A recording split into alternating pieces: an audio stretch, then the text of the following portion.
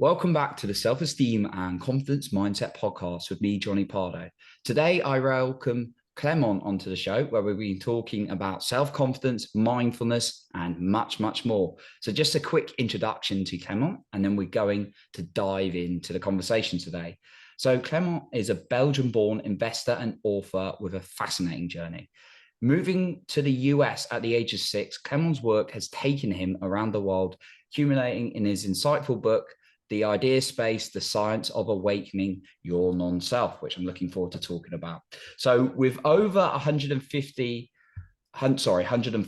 patents submitted across various technologies, spearheading over 10 billion business deals with a remarkable 60% win rate, saved the Department of Defense 100 million through automation, and being a valedictorian at Penn State, Clement's expertise is multifaceted. His book explores the concept of idea space, providing a novel approach to understanding consciousness. Looking forward to talking about that as well. Clement led wellness events for thousands of participants across over 40 countries on the topics of mindfulness, sleep, exercise, and nutrition. So we've certainly got a lot to talk about today, Clement, and I'm looking forward to talking about all these different things. So yeah, like got a little bit about your story, and it's great to hear the work you're doing across the world. So yeah, maybe could you tell us a little bit about what is this non-self? Yeah, first off, thanks for having me on. And that was an eloquently put biography, so thank you. Um, so the whole idea of non-self is around this idea where the way we grow up, we're told that we have like an I and we have a name, and we're very accustomed to that name. We respond to that name and we associate ourselves with that name. And the idea of non-self has been around for like 2,600 years plus, Mm. is all around rejecting the premise that there is an I. And so a good example of this is when you get a dog, you name the dog, but for many, many moons, the dog doesn't listen to its name and just kind of roams around and runs around. And then one day it gets it's like, oh, my name's Topher or something like that. And humans are the exact same way, right? When we're born, we're babies. We don't really have a name. It's kind of projected upon us. And then we identify ourselves with that name. And the trick, which is like an old Zen kind of philosophy, is that we attach a lot of our day-to-day lives with the self. And that's when we get the most amount of suffering because we always want something to be a specific way. Like, I want a certain promotion, I want a certain title, I want to be in a certain point in my life. And it's all around like the I, right? So the whole point of the book is to kind of awaken your non-self, right? Make you realize that you're much more than just your name, right? Uh, and the level of detail that that goes into is quite expansive, and I'm happy to get into some more of the details there. Oh yeah, it'd be great to dive into like some of those details as well. And yeah, I love what you said about like the dog and just like it just being running around, just being a dog, and not necessarily identifying with like the name of the dog in particular. It just being right. So yeah, is it from my understanding, is it a little bit about being what you want to be, but and not being tied to the name? Yeah, so it's a great question. So the way that I approach it in the book is from like a physics standpoint. So for how good modern physics was, it had yes to provide like a sustainable model for the mind. And so that was kind of the inspiration behind it, which intrinsically ties into the idea of non-self. So to get like a little better understanding of this, we can do an experiment, which is called the layers of the onion. And there's a good quote by physicist Richard Feynman, which says that what is a chair, right? If you try to identify a chair and you zoom in, you'll see some atoms are chair, some atoms are paint, some atoms are dust evaporating it. So to say what a chair is very specifically is very hard, right? Mm, And the same thing applies to us. Like I see you, you're Johnny. If I zoom in, then I'll see cells. I'll zoom in more, I see molecules. mm, Then if I zoom away, then you become like your house, your country, your planet, right? And so the idea of like where do you mm. begin and where do you end is non-trivial, right? There's not a definite answer for like what's you and what's not you. Um, and so that kind of like built the foundation for understanding the non-self, and is that there's like more to you than just the mush that's in between your ears. Mm. Yeah, no, it's interesting. Like zooming in and then zooming out. I learned. I'm going through a program at the moment, and then it's like talk about like atoms and everything like that, and the energy that. And some people get to that kind of level of feeling that connection between everything, but that's a very, very small minority of people. It's usually we're quite like physically. He feels like most of us are physically tied to some kind of identity mentally, and like not kind of that wider thing. So love what you said about like zooming into that a little bit more. Yeah, and it's helpful when like sometimes we'll like identify with an aching tooth, right? Like, ah, my tooth hurts. Or like with a country when like they win the World Cup or something of the sort, right? And we all expand and contrast like this all the time. So whenever you're going through like a hard time or something, you just have to realize like, oh, I'm zooming in on this specific aspect. Or and like once you realize that, that's kind of like the beauty of mindfulness, being able to just like recognize when something is taking place. You're able to kind of like take a step back, zoom out, and kind of like see the bigger picture of things and try to build a more grateful approach towards life. Mm. And with that kind of like perspective, have you found anything is useful for people? Because quite a lot of us are, like running day to day, like not being able to zoom out on this and then look at ourselves. Is there anything useful you found for you or like people maybe you've worked with, whether it's like finding some time each day, whether it's like working with someone, just be really useful because I know we can get all caught in that day to day rush and just going on this hamster wheel, sometimes myself included. Yeah, no, I'm on the same boat as you. I'll just get distracted by the monkey brain. That's why there's like a Tibetan monk who used to say mindfulness is short moments many times. So you always just want to come back to your anchor, whether it's the breath or a Mm-hmm. specific thought. I know people in transcendental meditation use a word.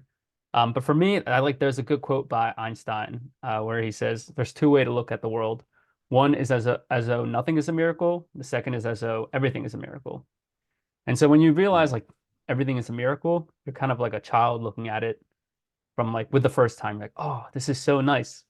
And that helps you kind of break away from the thought patterns because the thought patterns usually are just like there's one thought that leads to the next, that leads to the next. And like when you're not noticing it, you get this like spiral of thoughts that just continues. And those thoughts trigger the emotions, which causes the stress that is just inherently unpleasant to have. Mm. And so when you're able to take that step back and look at the world with awe and be like, oh, wow, it's so nice, you're kind of able to break free from that thought pattern and just like take a moment to yourself, take a deep breath in. Um, yeah, it doesn't have to be super complicated as long as it's just like a breath, just one step back. You'd be surprised as to how much good that can do on your psyche. Mm. Okay, so like yeah, taking a step back and then just sounds like it's kind of just observing and then noticing and all. I can remember, yeah, I can remember being inside for like one of those lockdown period, not lockdown, but like more when you had to isolate. But I didn't have COVID, but it was like you had contact with someone who may have had it, but I didn't have it, but I had to isolate still. And then I just remember going outside and then I just like observing like the outside in this like absolute awe. It's like, this is like fresh air. It's like I was like a kid in the sweet shop. I just remember that. But it's just like maybe you could apply more of that to day life. I was just thinking from what you said there, it just reminded me of that time. Yeah, and I think like the kind of climax of the book is all around this idea of like being able to differentiate objective realities from imagined realities. And imagined realities is kind of something Yuval talks about in his book Sapiens, around this intersubjective realities, things that we believe is real because enough of us people believe that it's real. So like, for instance, words and languages aren't necessarily real, quote unquote. Like there's definitely useful, but like there was a point in time where they didn't exist, then they existed, and then it didn't. Like for instance, Latin or Sumerian, right? And so English in a similar nature didn't exist at one point. Now it exists, and then it won't exist later on. And there's other intersubjective realities that we can have, right? Like money, governments, um, and like your job, like companies, and they're not a bad thing. Like they're still extremely useful for society to function. Mm, But we assess a lot of our personality and a lot of our attachment to these intersubjective realities. And one of the defining traits of these intersubjective realities is that they're always changing. They're impermanent, right? And when you attach it to your like, I want this job title or something like that, that's like trying to grab water, because as soon as you grab it, it's kind of flow out of your hands and you're going to want the next thing. It's like, you know what? Actually, I didn't really want that job title. I want the next job title. Mm, I feel like it's like the grass is always greener. It's like this human dilemma. And it's like, it's always going to happen, but being aware of it when it is happening allows you kind of like take a step back again and just not attach yourself to the stress that's causing from not being where you want to be. mm. So not like identifying with the stress. Yeah, it's more, it's like a lot of people like, it's like a simple like language trick. A lot of times people say, I am stressed Okay. or like, I am worried. And instead of saying like, I am that or I am worried, that's kind of like building it on top of yourself. You can take a step back and be like, I'm noticing thought patterns of worrying, or I'm noticing thought patterns of stress. And then like iteratively backtrack to try to find like what is the thought that caused that emotion, and just kind of see it for what it is, right? Without anything else attached to it, just seeing it bare bones. Mm. Okay. Yeah. So yeah, sort of like identifying it, yeah, rather than it necessarily being a part of you. Got yeah. Okay. Yeah, exactly. It's kind of a weird concept. Yeah. And that's what like for No, people it who are makes new to sense to me. mindfulness, yeah, I Mm. feel like starting with like meditate, like just basic breathing exercises is a great starting point. Just be like, all right, like I don't know if you've ever tried this, but like have you tried counting to like 20 breaths? It's like Yeah, it's deceptively hard. tricky. Very It's hard. like I can do this. But yeah, it can get tricky at times. You can't. Yeah, definitely. Yeah, it's not it's an ongoing skill to build. Meditation certainly relate to that. So yeah, you obviously you touch like on your book, it's touching a little bit on consciousness, right? And looking at that. What like a few people like obviously throw this term out. For you, what is consciousness? Yeah, that's a great question. I don't know if we have like a definitive answer for Mm, that, but I the book takes like an approach that's based in physics, and it's like it's not a definite truth, but it's like, all right, what if we took mathematical principles and applied them to the mind? What sort of kind of hypotheses and theories could we come up with? So for me, the mind is something called an idea space. And your idea space consists of your thoughts, emotions, sensations, perceptions, and the empty set, mm, which is essentially nothing. And then your idea space has two main properties. The first is that it has zero measure, and the second is that it is uncountable. Zero measure just means that it looks like nothing. So, for example, you can hold something in your hand, like my headphone case. Clearly, I can see it. You can feel it. You can see it. But if mm. I close my eyes and bring a mental image of it in my mind, I'll see a mental image, but you won't be able to see the mental image that's in my mind, right? Yeah. So that's kind of saying like your mind has zero measure. It looks like nothing to everybody else. And uncountable just means that it's always changing. And we kind of talked about this already with the intersubjective realities. And Mm, so with consciousness, consciousness is like a light that you shine onto your idea space. It's like, oh, I'm aware of like the thoughts, I'm aware of the emotions. And like dogs will have their own form of consciousness, right? Um, so it's an interesting question. It's like in school, you're taught like what is alive, and you go like, oh, we got plant cells, we got like fungi, like this, they're all part of the living kingdom. So it's definitely like a weird, wacky world where you're like, all right, if those things are living, then do they also have consciousness? And if so, what's that like? That's kind of like my thoughts on consciousness at the moment. oh, okay. No, it's yeah, it's an interesting like idea, kind of like explored. I know I've read like some stuff a little bit. I need to still read his main book on David Hawkins kind of like theories and unconscious unlike yeah, Power versus Force. I'm still to read that actually, but I read his other book and know bits of it. But yeah, I'm just always intrigued to yeah, hear kind of like yeah, different people's views on it and everything like that.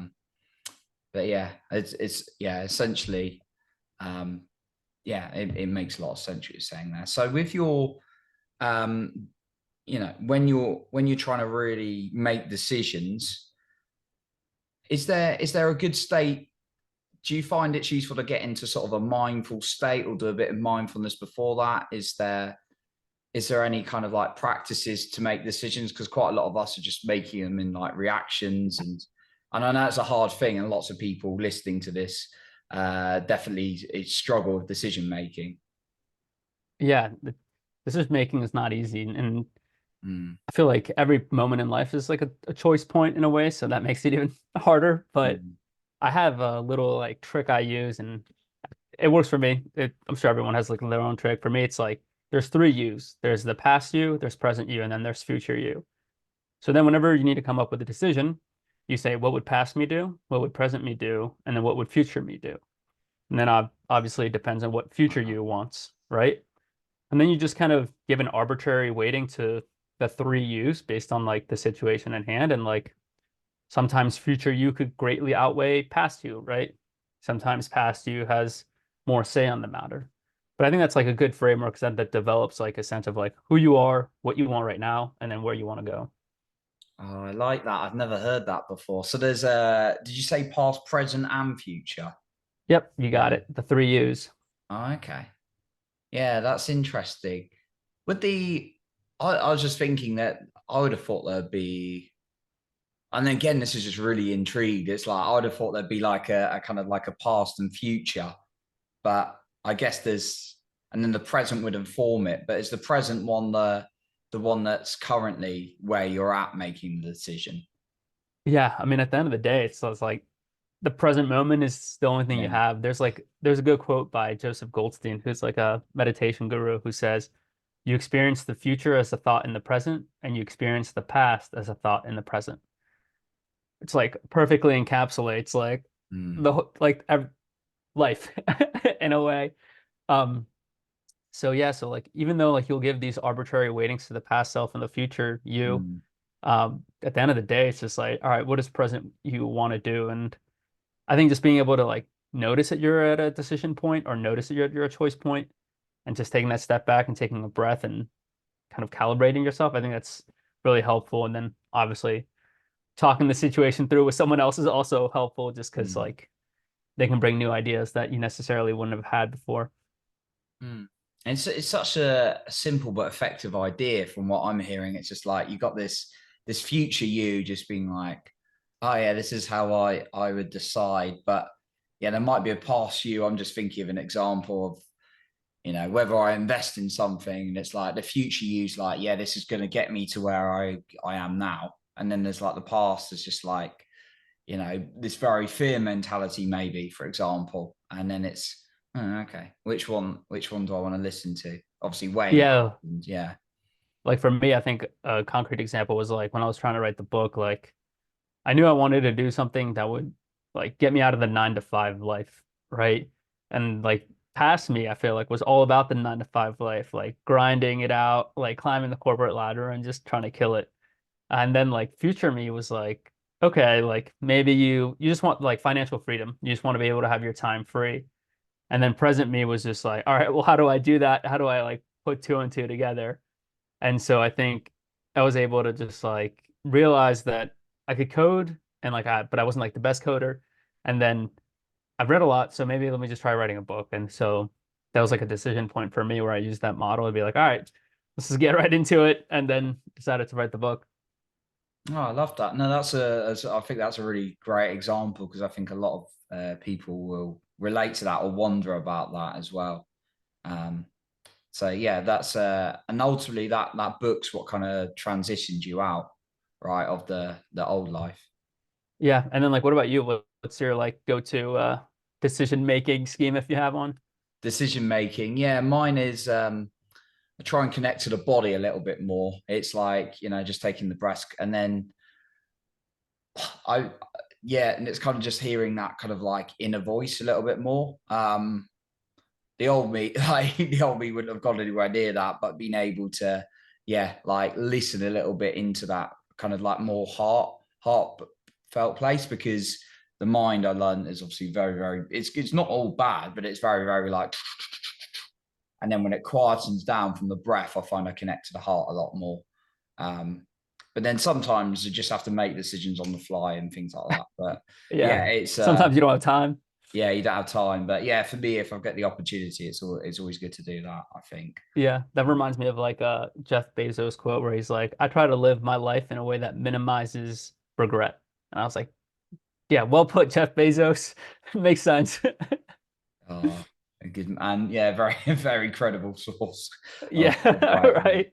Love that. Love that. So yeah, I'd want to talk a little bit about like impacting other people a little bit and kind of how bringing like happiness and joy like can actually improve like when you bring that to like other people, how it can like improve your life a little bit more, because I think a lot of us can be caught on like what's missing and all these kind of challenges. Yeah, I think like there's a in Charles Darwin, father of like modern evolution, in his book Origin of Species, he talks about this idea of like the happy, the healthy, and the strong survive and multiply. And like obviously multiplication is like a huge part of human evolution, right? Mm, Um, so it was just interesting to see like in his eyes through studying different like species and creatures across like the spectrum, happiness was one of the key factors mm, that led to like multiplication in life. And so I think with humans, it's like that principle still holds. And there's a lot of joy from just like bringing happiness to other people. Like for me, when I was younger, I was like, what do I want to do in life? Everybody asks you that question, right? And for me, it's like, I just want to make people happy. I just want to make people smile. It's like, I'll be a comedian. love that. So that didn't pan out. I tried stand up once in South Korea, and that was an interesting time. But like you be surprised as to how much joy you get from acting on like the little acts of generosity that like come through your mind. Like if you're just like going to the grocery store, someone is like walking around, they have like too many bags, being like, hey, do you need assistance carrying Mm. something? Like even if it's take like 3 seconds, the rest of the day you just feel like really good about yourself, and yeah, carries a long way. Mm. I love that, those little acts and things like that, or giving someone homeless right on the street maybe. Um, Yeah, and things exactly. like, yeah, yeah, no, it's an important reminder, I think. So yeah, I was gonna going back to mindfulness a little bit. Like, it's how can we like obviously as adults in sort of the personal growth space, it's talked about a little bit. Um, but is there something like we can do to help kids really like work, identify it and maybe use it a little bit more? Have you seen or witnessed like any parents using it of their kids? Yeah, just be interested to hear a little bit about that. Yeah, honestly, I think kids are easier just because like they're like their brain is more like malleable, right? When we're adults, we're very set in our ways. Mm. But with kids, you'll like tell them something and they'll be like, "Oh yeah, for sure." Um, so like for instance, for me, like I used to be terrified of the dark when I was a kid, like terrified. I couldn't fall asleep, which is not fun. But like my parents used to do like body scans to help me fall asleep to like focus on my feet and then just like slowly move up. And I think that's when I was first kind of introduced to that and like super helpful. And I've heard stories of people going into schools and teaching like it to second graders and second graders responding be like, mindfulness is the best thing that's ever happened in my life. It'll make me so much better at soccer or something. So Oh it's wow. yeah, it makes me funny seeing that. Oh, Oh, yeah.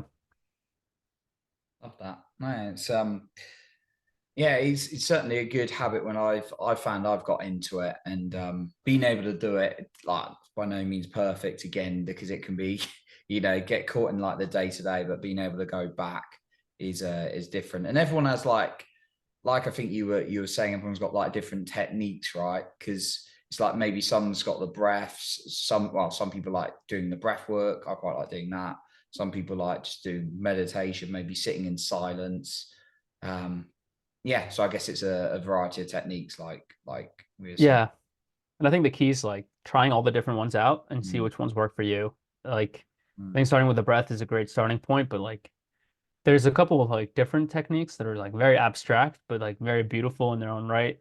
For instance, there's like the headless way, which was pioneered by a guy named Douglas Harding. And then Zen, of course, is like a very deep field based on like Buddhism, in like a non-religious way, which is exciting. So yeah, there's so many different avenues you can go and just mm. have fun with it, right? Like, There's a good quote by Confucius which said, "Everybody has two lives. The second starts when you realize you only live one." So like, yeah, make the most of the life and have fun with it. I think that's like rule number one. Have fun. And fun. Ah, that's interesting. I've not heard that quote before from Confucius. I like it. So it's yeah, yeah. There's various techniques. I mean, what's your? Everyone's got like different preferences, but have you done much with like journaling? Do you find that a useful tool, or maybe not? Yeah, I journal a good amount. I found it comes in like waves. Like there'll Mm, be a month where I don't journal, and then other months where I journal pretty regularly. But it's a good way of just one like keeping the writing habit going. I feel like so many people just like don't write anymore. And I know you were talking about this on your last podcast of just like how when you write, it's like a complete different experience of just like what happens in your brain versus when you don't write or when you just read, right? So I think journaling is a great tool and it allows you to write non-judgmentally, right? Just write down whatever it is that comes to mind. It doesn't have to be smart. It can be silly. It can be dumb. Um, but it's just a good way of expressing yourself and kind of looking back on all the different journals is fun too. Like opening a journal from like 3 years ago and just seeing the growth in mindset and feeling good about yourself. So I think anyone who thinks about journaling should definitely get into it just because it's easy, pretty affordable, and it takes like 5-10 minutes a day, which isn't bad. mm. Yeah, it reminded me to. I've got plenty. I haven't read them for ages, so that'd be really interesting to read back. Now and then, I might just be sorting through the drawers and then be like, "Oh, there's one," and then just like read it. But yeah, you've Yeah, you'll get a good reminded. laugh. Just reminded. I'd be interested to see if there's any like patterns. You're like, yeah, but it's still kind of there, but hopefully not too many. So yeah, it's always a good reminder. With mindfulness as well, do you feel like it could? Because I remember just hearing a story about like someone said, oh, they went and like did all this kind of like deep work on a mountain. It's like, okay, now go to like Times Square and do it. It was just, do you find like there's different environments where you're able to be more mindful, or is it more kind? It doesn't matter to you. I'd just be curious to hear.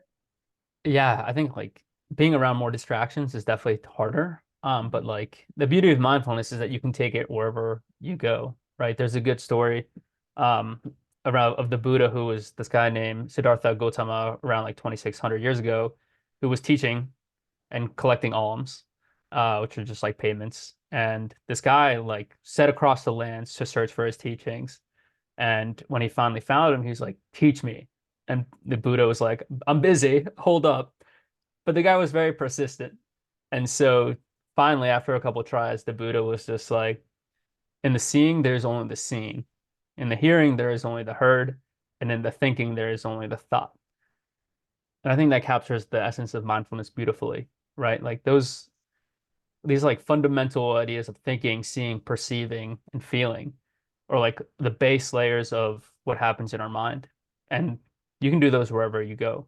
So if like you're having a conversation with someone, you can still notice like the sensations in your body, right? If you're on a roller coaster, you can probably still attempt to notice what's going on in your mind, whether it be just a bunch of screaming.